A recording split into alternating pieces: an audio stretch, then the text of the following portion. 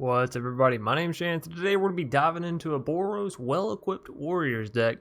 I've said it probably a million times every time I see Kor Blademaster, this little 2-mana 1/1, that I want to play a deck with it. It's a Kor Warrior, double strike. Equipped Warriors you control have double strike as well. So that means that Seasoned Hallowblade and Kargan Intimidator can potentially turn into, 3/1s with double strike, or in Kargan's case, a 4/2 with double strike, which is insane amounts of damage, right? Not to mention the fact that if you throw a crystal slipper on it, now you have a Kargan Intimidator that can deal 10 damage without Embercleave, which is insane, right?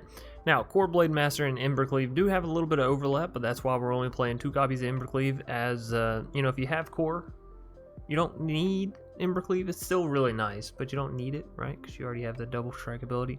But if you don't have Kor and you draw into an Embercleave, you're just going to be happy about it, right? So I think playing the 2 in the same deck is still fine as long as you don't, run 4 of both and you're just constantly trying to have double strike everywhere, Just take it where you can get it and be appreciative of that. So 2 copies of Embercleave, 4 copies of Kor Blademaster. We're going all in on the double strike with this deck. We also have 4 copies of Winota, as we are playing a Kor Blademaster, right? It's a Kor Warrior, so it's not a human. We have human warriors, right? The Seasoned Hallowblade, the Kargan Intimidator, the Kargan Warleader. We also have the Akiri, right? Which is another Kor Warrior, so another non-human, and the Fireblade the Fireblade Charger, which is another non-human. We also have Legion Angel up in the top end, that is a warrior. Has flying, which is really nice because, again, Kor Blademaster gives your other equipped warriors you control double strike as long as they're equipped. So if you can get a crystal slipper, which is pretty easy on a Legion Angel, not only does it give it haste, right? Equip 1 and you now have a 5/3 with haste in the skies. If you have Kor Blademaster down, you have a 5/3 with double strike and haste in the skies, which is 10 damage of evasive, flying magical action. And it's really hard for the opponents to counter things of that nature. Now, generally the biggest downfall in decks of this nature is well, you just don't draw that many cards. So if your opponent happens to deal with what you have coming at them, they're sort of good to go. However, thanks to Akiri, 3-mana 3/3, whenever you attack a player with 1 or more equipped creatures, draw a card. And this is just whenever you attack. You don't have to deal damage or any of that kind of crazy nonsense. Furthermore, you can pay 1 single white mana, unattach an equipment from a creature you control. If you do, tap that creature. It gains indestructible until end of turn. Now, if you have your Kor Blademaster out, you will be knocking off the double strike. However, you get to keep your creature, so you can give it double strike come next turn or whatever. So Akiri will help you with card draw. Winota, while it's not actual card draw, it's pseudo, right? Because you're swinging in, you get that look at the top 6 cards, and you could potentially put 1 onto the battlefield for free. So it's kind of like card draw. You don't get a choice, but you get what I'm saying. And then you have Legion Angel, which, again, not necessarily card draw, but it does have that pseudo effect because whenever it enters the battlefield, you get another one into your hand, so you're sort of drawing a card, right? Maul of the Skyclaves is going to give you flying, and of course, if you have Kor down, then you're giving the creature flying and double strike and 2/2 additional stats, which is insanely good. Wings of Hubris, a card that's very slept on, I think, in decks of this nature, and for people that are running a bit of a budget, right, friendly sort of deck, this is a awesome card. 2 mana, you don't want any more than 2, trust me on that. 2 mana, equipped creature has flying, so again, Kor Blademaster, you're giving it double strike and flying. Sacrifice Wings of Hubris, equipped creature can't be blocked at all, which is really nice. And yeah, you got to sacrifice at the beginning of the next end step, so that's how that goes.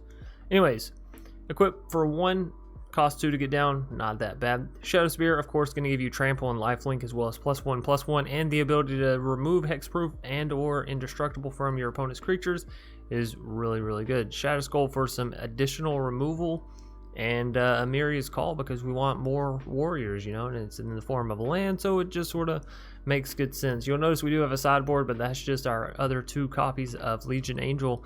And honestly, if you were looking for an equipment deck, I know whenever Zendikar Rising first came out, everyone was like, oh, equipment sucks, it's not really that good. I gotta say, I'm having fun with this, and it's winning matches. It's certainly one that I can see myself climbing with easily through Plat. Diamonds, you might have a little bit of problems. You might have to give a little bit of extra attention to the rogues, as the deck as is right now. It's not necessarily equipped to deal with rogues, but everything else in the meta, you know, you got a pretty good shot at just aggroing it out. And you can probably aggro out rogues, you know. It's just perfect draw of this deck versus perfect draw of rogues deck. They're probably going to be able to counter your stuff, so just play safe. Try to use your Seasoned Hallowblades, as they are harder for them to remove. Anyways, if you're enjoying the content, please be sure to leave a like down below, comment in the comment section, subscribe if you're new here and you want more content, as well as hit that bell icon so you can actually get notifications whenever new decks come out. Speaking of whenever new decks come out, it's 10 a.m. Eastern Standard Time, and that is every single day. So if you're looking to, you know, catch the spiciest thing as soon as it comes, that's when I try to hop out and say, you know, good morning and what's up as much as I can for those.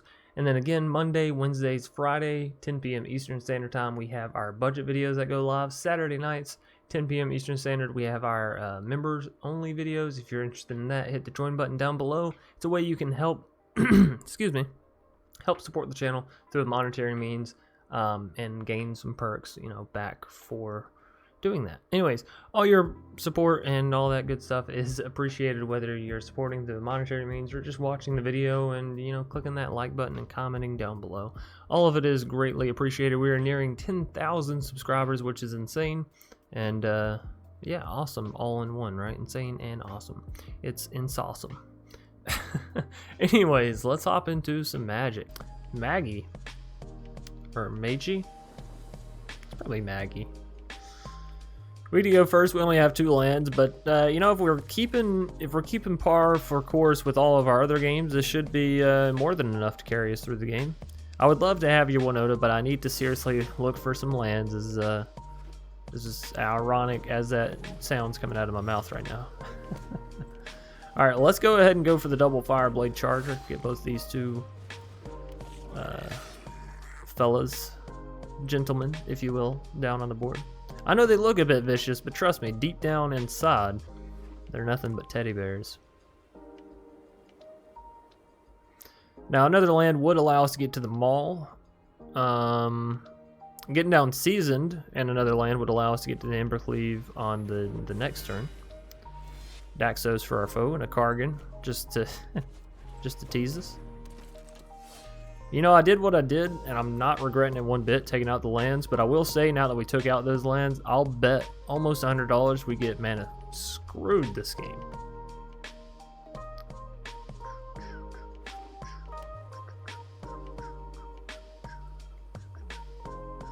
Now, we can still get down Wings of Hubris, and then on the following turn, equip it, so that's, you know, something. All that glitters onto the Daxos. I'm not too worried about it, as we still have the Seasoned Hallowblade. We can block a rune.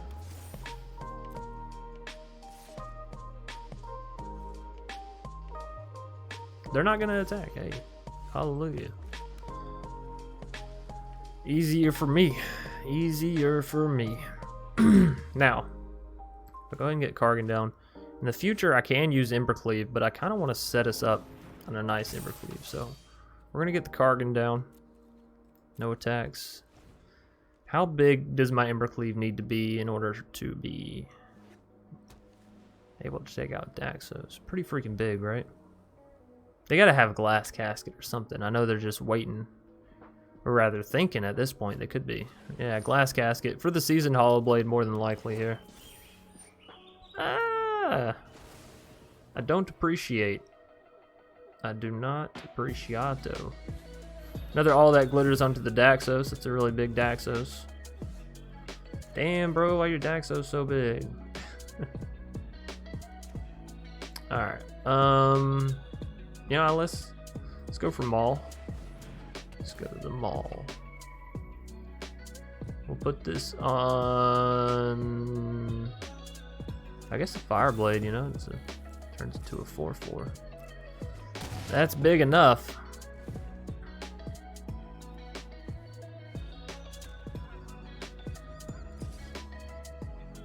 They said, I've had enough, damn you. My Daxos is coming for your face. We can only block so many times. Giving it red?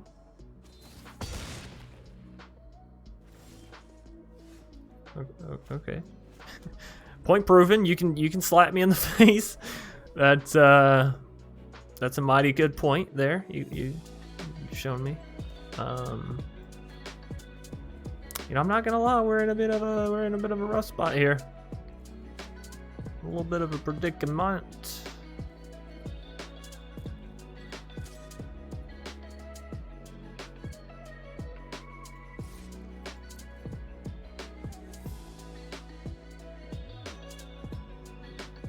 That's right. I'm sending the Fireblade Charger. Actually, did we have lethal here? Did I just botch lethal? I think I might have botched lethal. So we're gonna deal 10 here, right? And 2 here, no matter what. If I'd have sent you in the sky.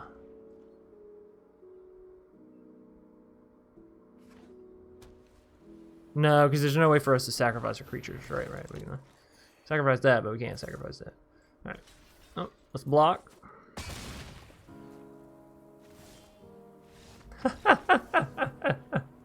We got him in the end. Beautiful. Off of a Fireblade Charger. Oh, Magic, you funny game, you. Tertian. Is that right? Tertian? We'll keep this hand. It seems alright. Hello. What isn't Tertian like secondary? Like there's primary and Tertian caregiver or something like that? I don't know. You know, I'm probably not the best person to go to for that's not even a big word. Medium words.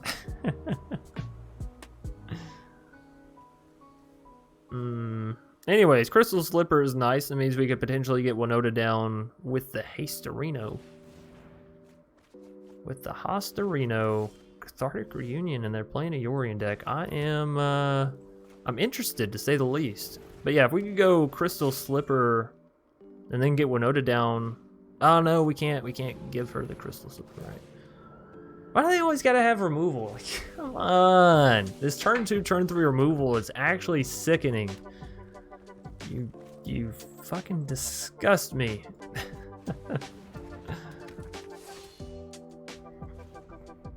Like, I might as well just put in a bunch of fucking ditto ass walls for my little turn 1 plays and be like, here, just have this.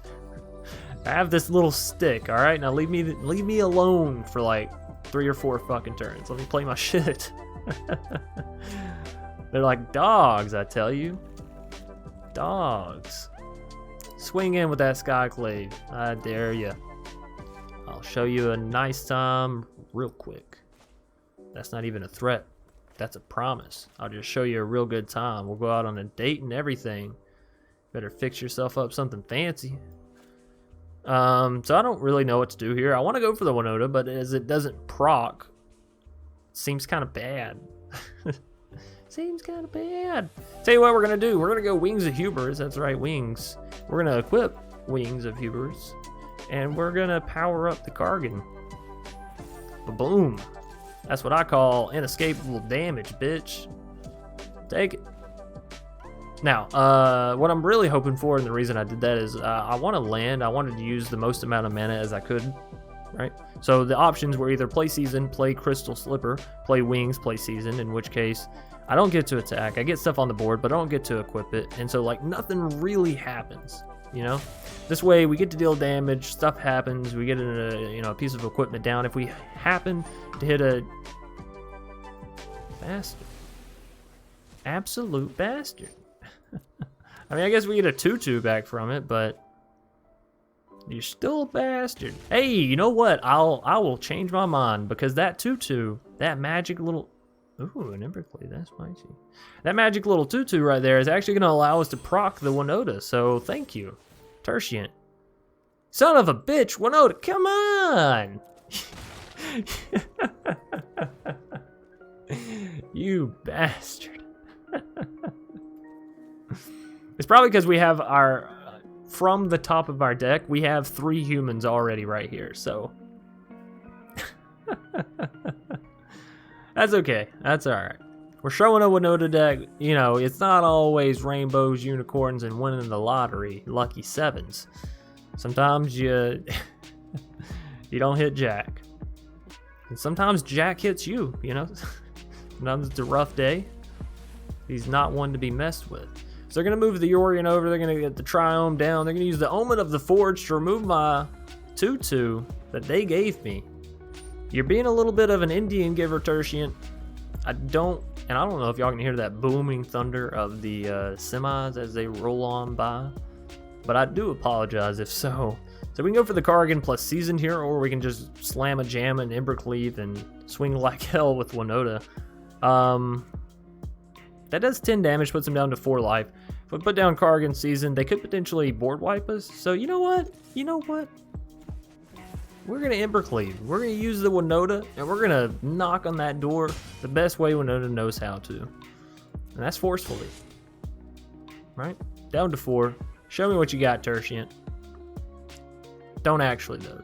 Don't show me anything too spicy, basically, is what I'm saying. Shadow the Sky, we're fine with that, and this is why we didn't overcommit to the board. Another Embercleave. Mother freak. We have 2 Embercleaves in the deck, and somehow I'm able to draw these 2 Embercleaves without fail. But as far as my other creatures go, oh, no. We only have 1 piece of white mana? How did I overlook that? Damn it, Chance. You bastard. Alright, so plan B. Actually, this still is lethal. We still have lethal. Alright, everybody calm down. Calm down. Chill your tatas. We got the lethal. Bam. Wham, bam. Thank you, ma'am or sir. That one was stressful.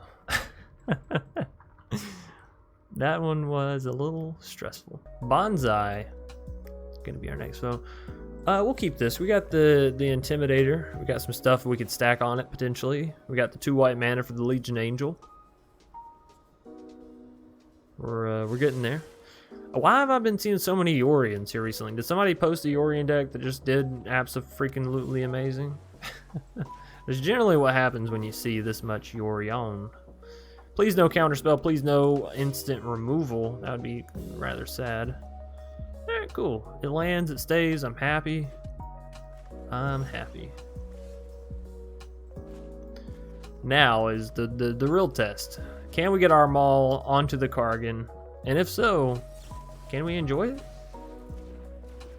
The answer is no, ladies and gents. That answer beeth a no.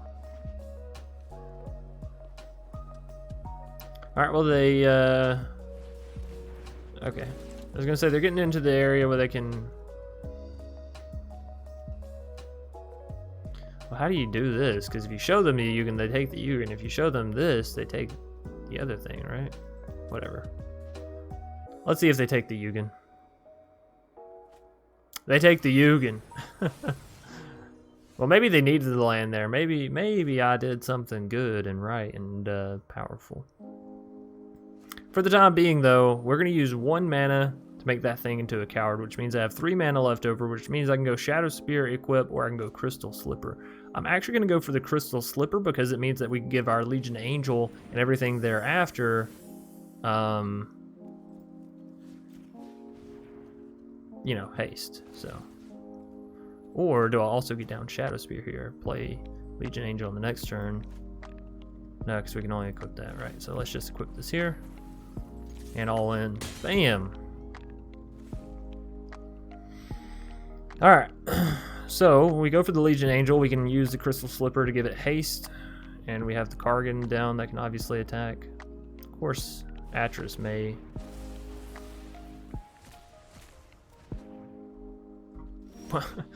Why are you so aggressive?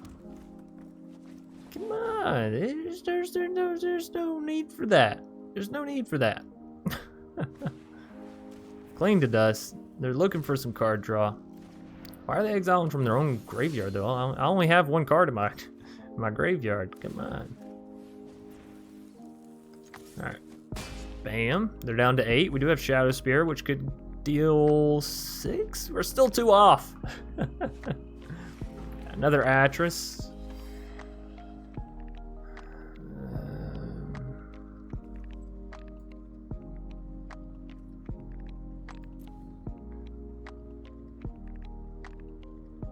I don't think that's gonna work. I think they're gonna take the Essence Scatter. I think they're gonna be like, nah, you have an Angel. Why would I not take the Essence Scatter? Yeah.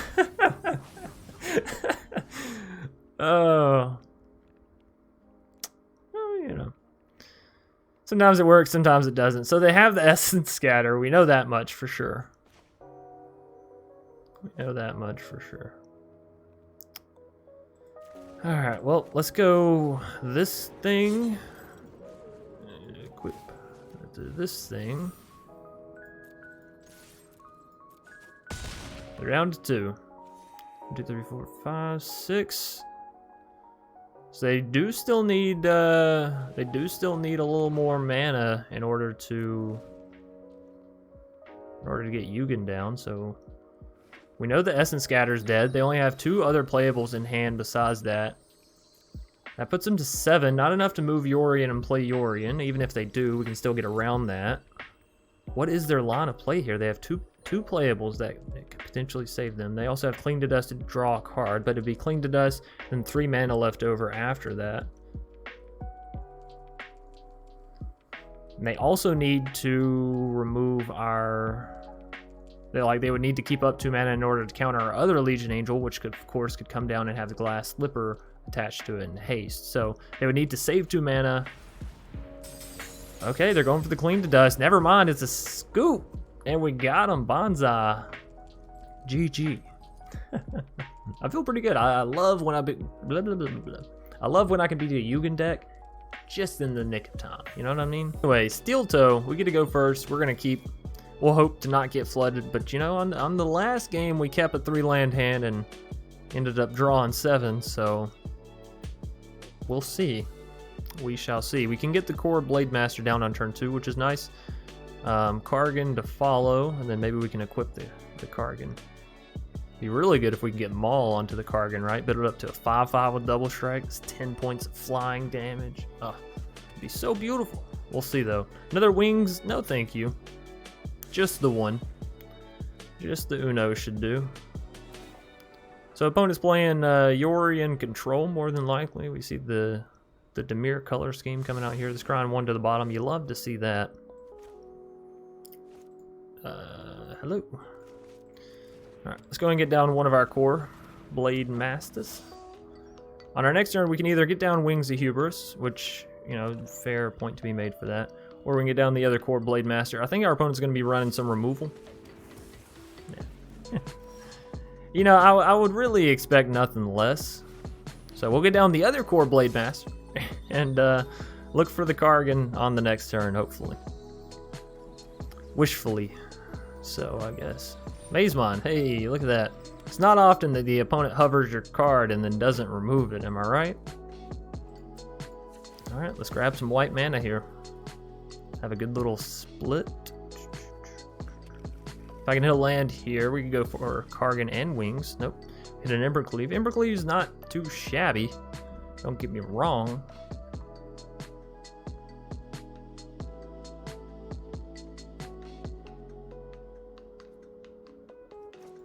Let's just go for the Kargan. They have 1 mana. It's probably the Mazemon that we're proccing here. This will allow us to deal 4 damage. If we can hit a land on the next turn, we can get Embercleave down, which is pretty good. Embercleave, Kor Blademasters, sort of an overlap with the double strike, but you can't not include Embercleave in a deck like this, right? You got Winota and all this stuff swinging in. So if we don't hit a land, of course, we can just hit the Maul and the Kargan. That does still put it up to a 5/5 with double strike. Certainly nothing to sneeze at. Opponent's going to pass it back to us, which means they definitely have counter magic.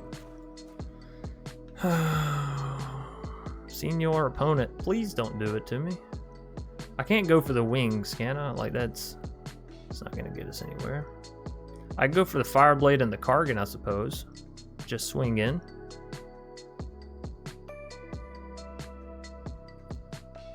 Alright, let's see what a swing in gets us. Let's see.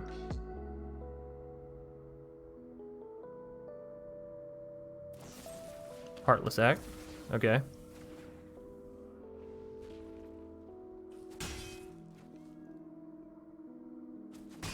That's it. Alright, let's go for the Kargan.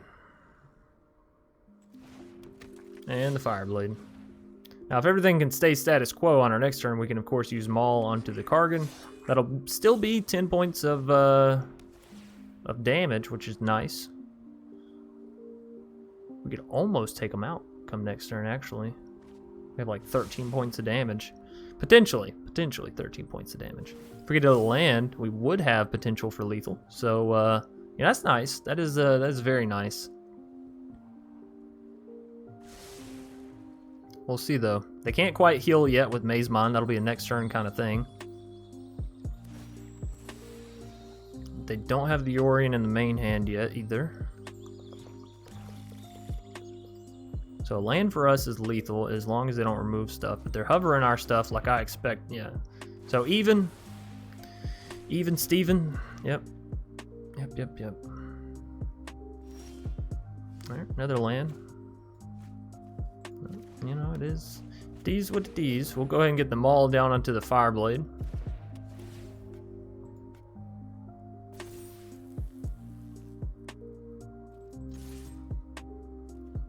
It's still 3 damage every time we swing in, and 3 damage when it dies, so that's certainly not bad. It is flying as well. Now they will get to gain 4 life with Maze Mind come their turn. Scrying 1 to the top. Yeah, you hate to see that when you know they're looking for removal.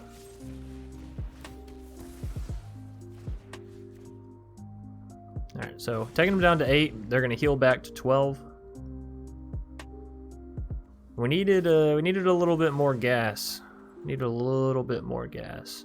That extinction event really hurt us there.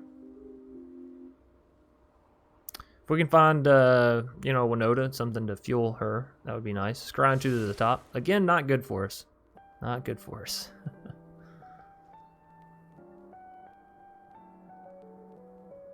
They may not use the Maze Mind. Yeah, they don't even need to. Why would they? I'm just going to hit a land. Oh, no! Not this game. Not today. Alright, let's get Wings of Hubris down because we don't have any other place. As sad as that is. As sad as that is.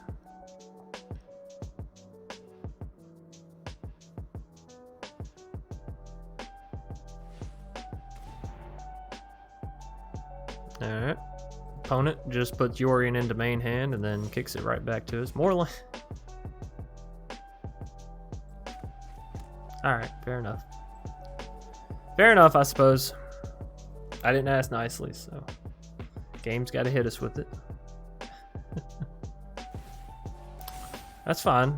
We can totally still come back from this. I know it's a Yorion deck that's constantly drawing cards, gaining life, and ever so slowly getting ahead of us. We can totally come back with our top decks. Why would that seem impossible? Crawling Baron's not a good sign for us, that's for sure. Not a good sign. So it'll pretty much...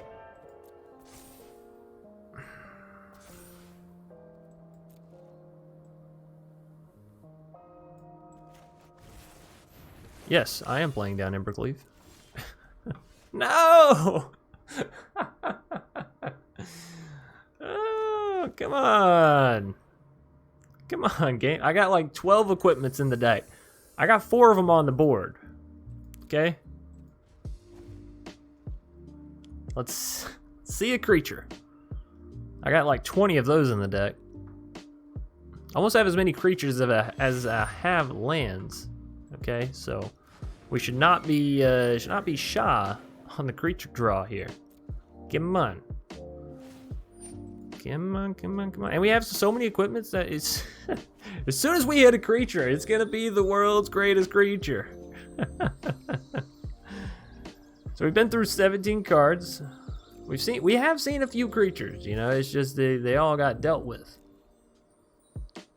They all got dealt with. If we could see another, it would make me rather... You sure you didn't want to use your Crawling Barons there to spice things up? Smack me for no reason again? Add 2 counters on your turn? Alrighty. Can we hit a creature? Oh no! Alright, I can't do it. I mean, we don't stand a chance at this point.